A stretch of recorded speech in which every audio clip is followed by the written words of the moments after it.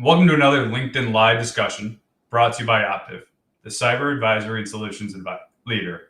I'm Chris Dexter, SASE domain security architect at Optiv, and joining me today is Geoff Rivera, incident response practice manager. First, thank you all for joining today. We host these sessions on LinkedIn because we want to hear from you in real time. Don't hesitate to drop any questions or thoughts into the comments, and we'll do our best to answer them during our live Q&A at the end. Today, we're going to explore select findings from the 2025 Cybersecurity Threat and Risk Management Report developed by Ponemon Institute and Optiv on how organizations are keeping pace with evolving threats. With the rising complexity and frequency of threats, safeguarding your organization has never been more critical.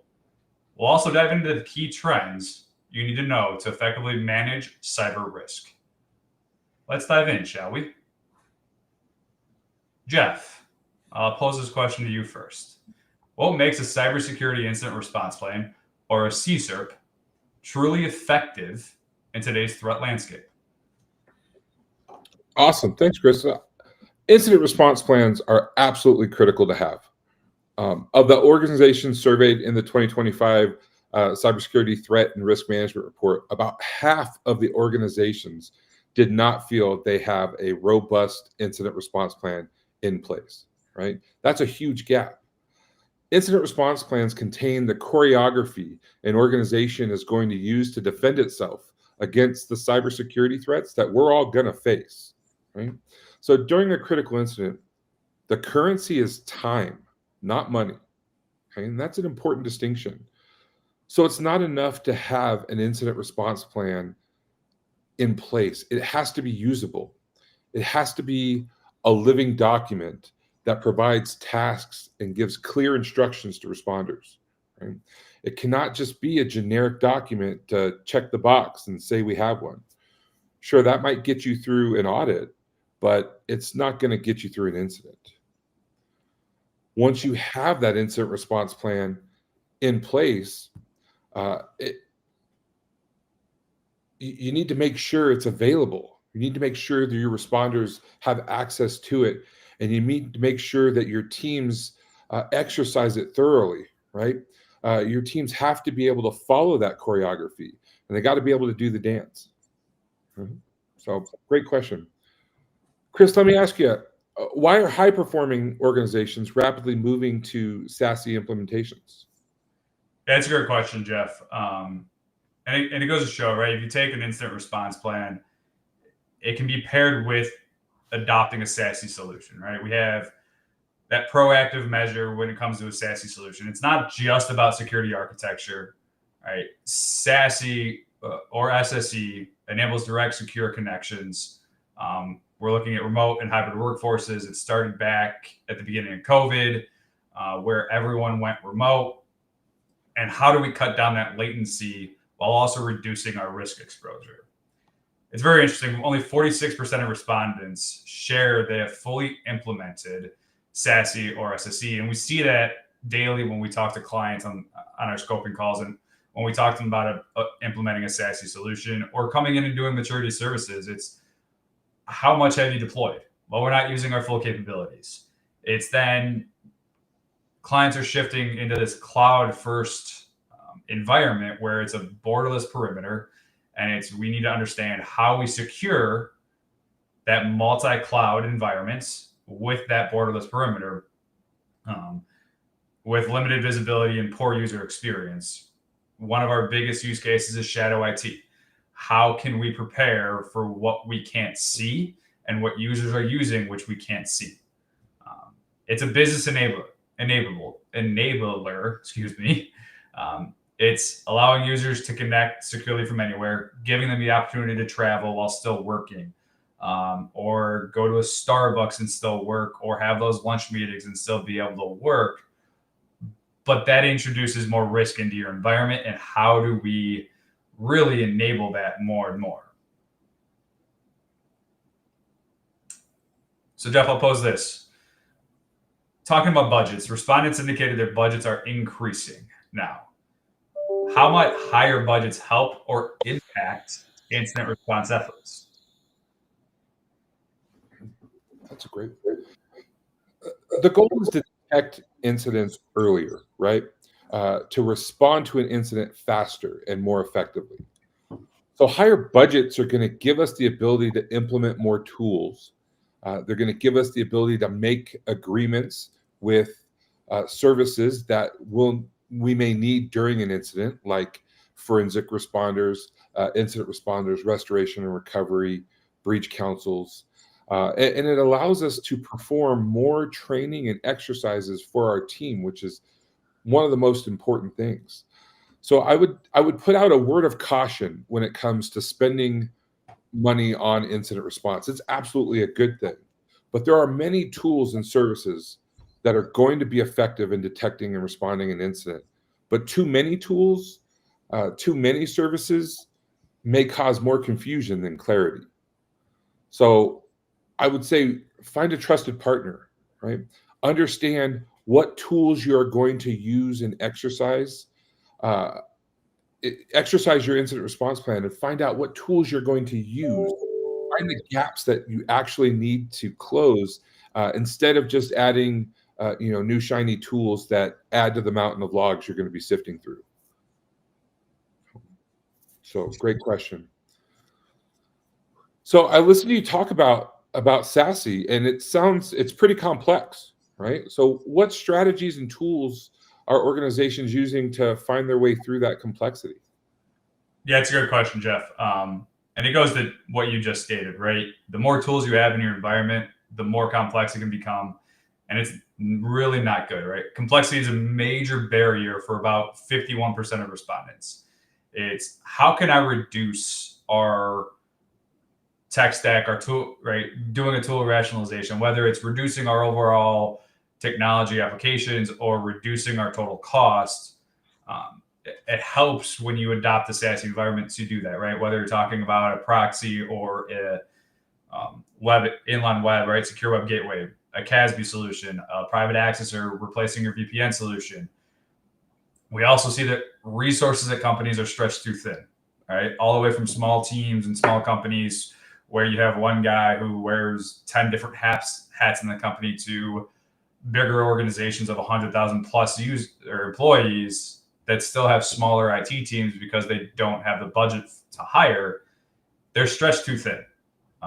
And being able to manage, let's say 10, 12, 25 different tools isn't reasonable and really shouldn't be an expectation, in my opinion, for companies. And that's where we can start to have those conversations of reducing your tech by introducing a SASE solution. That's also why we're seeing more companies work with a managed SASE provider like ourselves. Being able to come in, we can do our implementation and then have it hand off to our managed services team to be able to then run and have a co-managed approach so that you can take some of that burden off of your teams.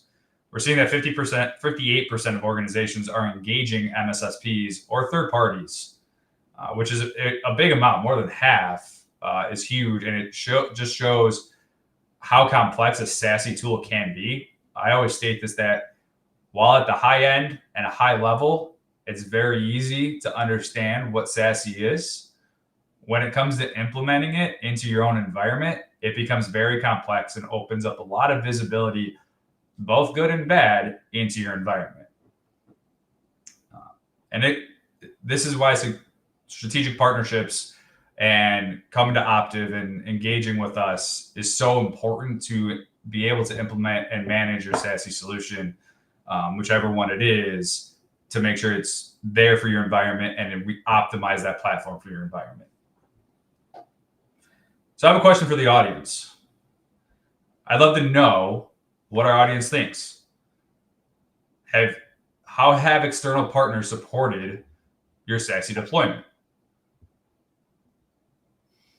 Now, Geoff, with cybersecurity instances only growing, we see it rise more and more throughout the years.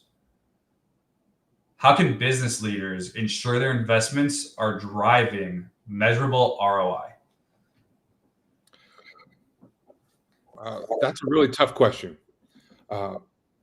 We can do everything right and still get hit, and we can do absolutely nothing and maybe scathe by. Wouldn't it be nice if we could get threat actors to join our August, September budget meetings so we can properly plan for next year's cyber attacks, right? I mean, that would be great. Seriously though, budgets are finite, right? We understand incident response is an area of great investment for organizations right now, and it should be. And leaders want that traditional ROI. And so I think one of the best things we can do is we can take an estimate of the risk and impact. We take the likelihood of an attack and the potential costs of that attack, including downtime from any of our asset impact surveys, and compare that against the investment that we're making in cybersecurity and IT areas, right?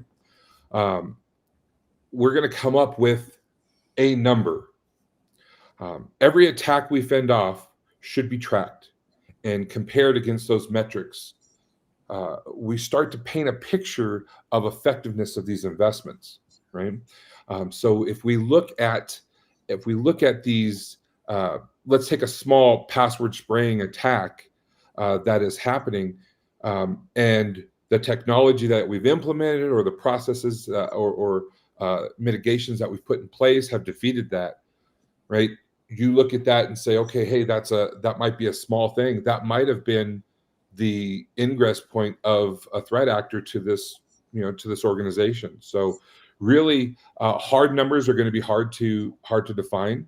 But if we take those impacts and we take the likelihood and the events that we're seeing and put them together, we can start to paint a picture of how that return is coming back. Thank you for that one. That's a really tough question and really a topic in many board meetings I've sat in. So, Chris, we've had a couple questions come in ahead of time, and while we're giving users the ability to ask their questions in the chat, let's go ahead and answer some of those questions that have come in. Absolutely.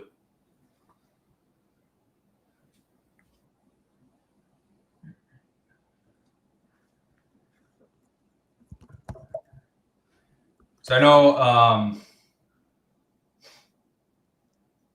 while we wait for some users, we had a question come in. What immediate steps can organizations take to select a SASE solution or vendor? I know this can be a tough one as we're looking at, there's a lot of players in the SASE space or SSE space. What does it mean? How does Gartner relate to it? We look at the Gartner Magic Quadrant and, we see your top 3 vendors of Palo, Netscope, and Zscaler. iBoss is in there. Cisco now has a SASE solution. Microsoft came out with an SSE solution.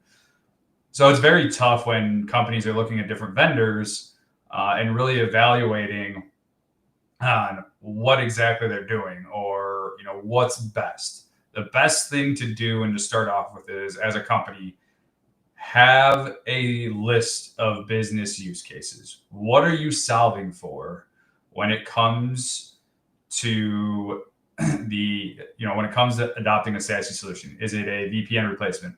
Is it to replace other tech stacks, right? If you have let's say a legacy proxy solution like a Symantec or Broadcom or Blue Coat, am I replacing that? Am I replacing a Cisco AnyConnect? Am I replacing a different CASB solution?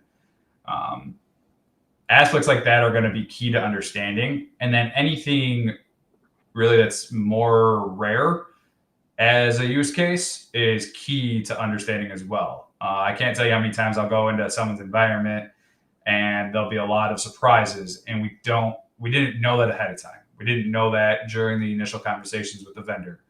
And then we have to take 5 steps backwards to now do a deep dive into that conversation.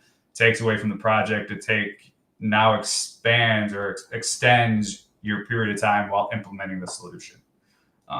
So that's key is, number one, come with business use cases and understand what your end goal is in mind for adopting it. Awesome.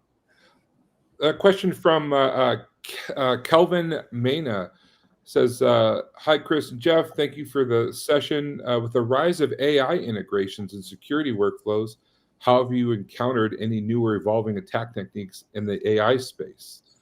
I think one of the really interesting things about AI is just as legitimate organizations are building out AI positions and utilizing AI for building them into tools and making tools more effective, our adversaries are doing the same thing.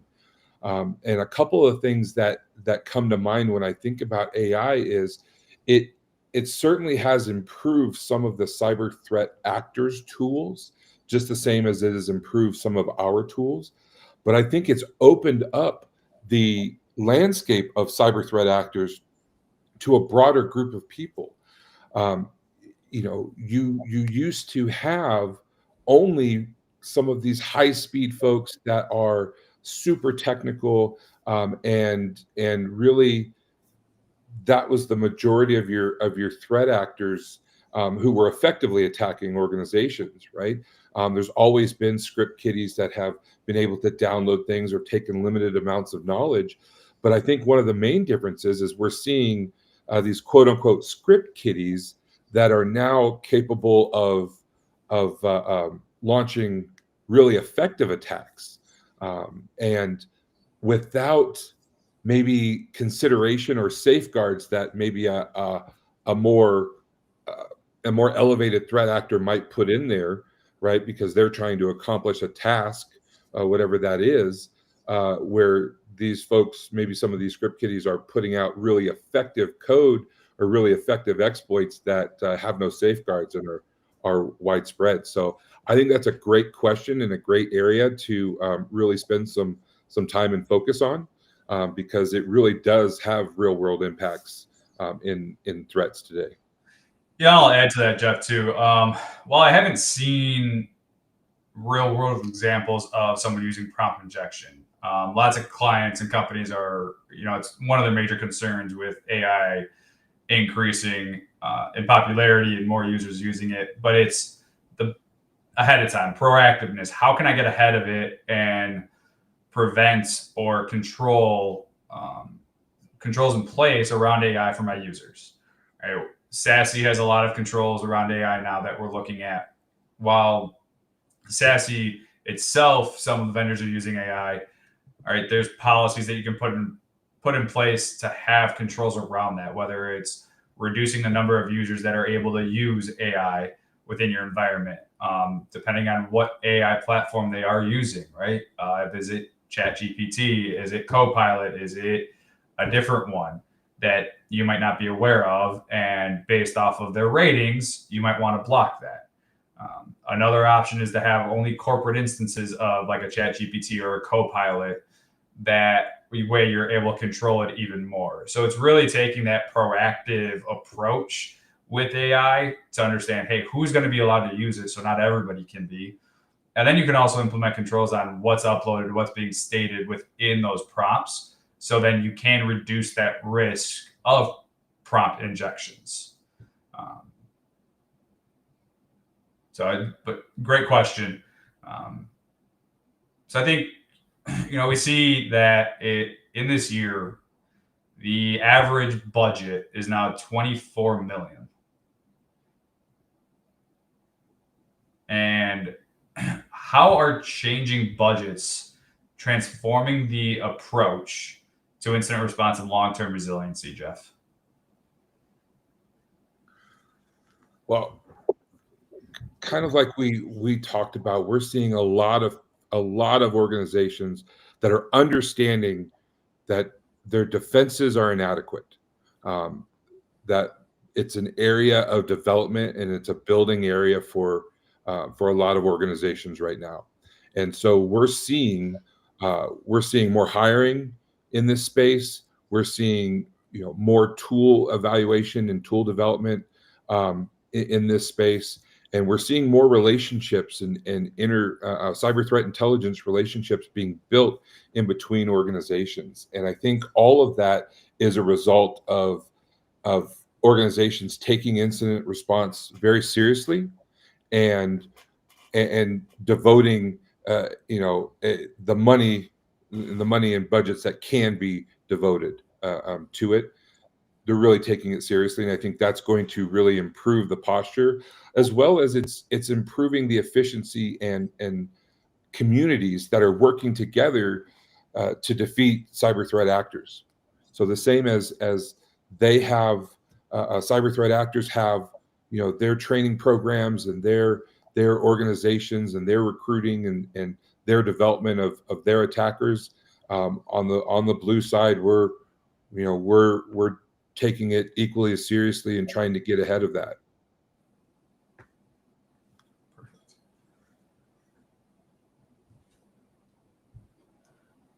I know we had a question come in from Dave.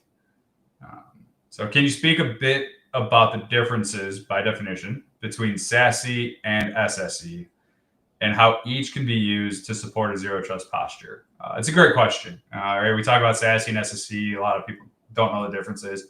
I'll say it's very straightforward, right? Security Services Edge is your SWG, CASB, DLP capabilities. That SASE component, Secure Access Services Edge, now brings in an SD-WAN. So while SSE is the security alone piece to it, SASE now brings in that networking. So it brings in networking and security combined to have that defense in depth. Both can support a zero trust posture. I always talk about in my enablement sessions, SASE does not equal zero trust and zero trust does not equal SASE.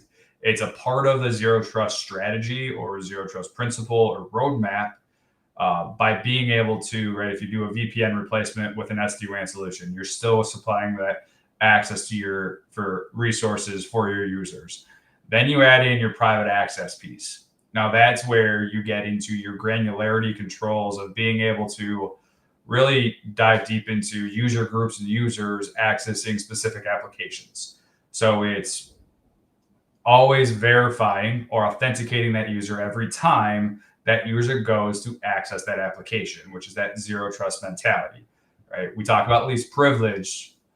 Well, now it takes it that step further, even more, to being able to, you can turn on re-authentication every time that user goes to access that app, and that gets that zero trust mentality.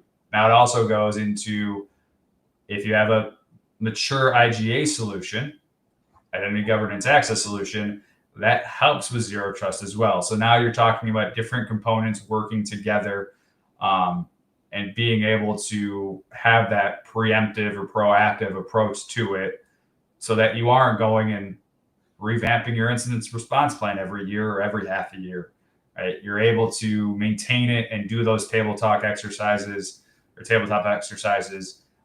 then revamp and enhance your incident response plan that's so vital to companies.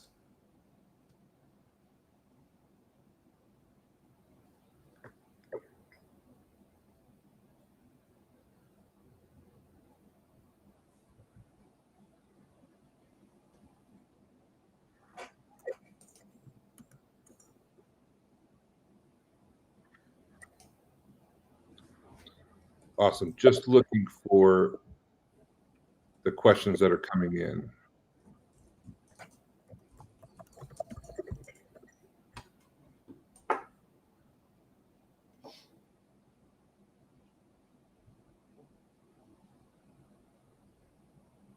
Okay. Awesome. Well, Chris, I want to thank you for a great discussion. It was great to go over the 2025 Cybersecurity Threat and Risk Report. It was really great. I know I personally came away with more SASE information than I had prior to starting. So I think that was great. And I want to thank you for being here. I want to thank everyone else for joining today's LinkedIn Live. And we wish you to have the best.